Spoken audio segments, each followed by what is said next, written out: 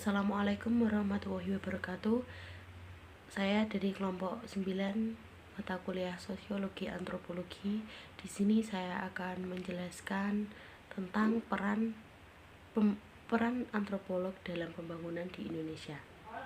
Peran antropologi dalam pembangunan di Indonesia. Antropologi dalam pembangunan di Indonesia berperan sebagai pelengkap utama pembangunan.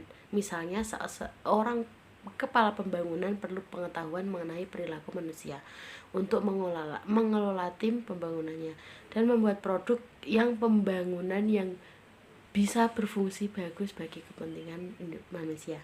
Dalam proses pembangunan di Indonesia, antropologi akan lebih dipakai sebagai yang pertama perencanaan, yakni sangat bisa untuk digunakan dalam memahami perilaku, pola pikir, kebutuhan, aspirasi, kepentingan dari masyarakat yang akan dibangun atau yang menjadi kelompok sasaran.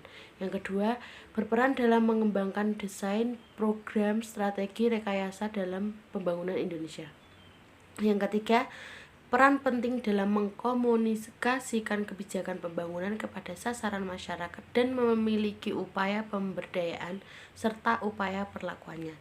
Adanya para antropolog memberikan peranan penting dalam perencanaan pembangunan Indonesia, yaitu antropolog dapat menerapkan pengetahuan yang dimiliki dengan melakukan penelitian dalam proses analisis yang nantinya akan membantu pembuatan kebijakan sesuai dengan permasalahan yang terjadi dalam masyarakat.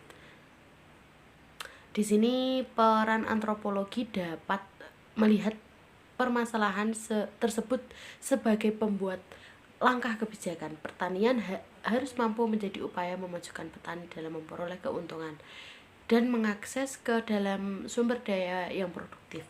Contoh aplikasi dari antropologi pembangunan pertanian di Indonesia yaitu Kota Garut yang notabene adalah daerah miskin, namun kenyataannya di Kota Garut memiliki lahan pertanian. Di sini antropolog dapat berperan mengetahui keadaan yang menyebabkan Garut sebagai daerah miskin dan membuat perencanaan pembangunan Garut. Adanya permasalahan tersebut dapat dijadikan sebagai sebuah penelitian untuk dijadikan penentuan kebijakan guna pembangunan pada dua daerah itu pula. Mungkin hanya itu yang bisa saya sampaikan. Apabila banyak kekurangan dan kesalahan, saya mohon maaf yang sebesar-besarnya. Wassalamualaikum warahmatullahi wabarakatuh.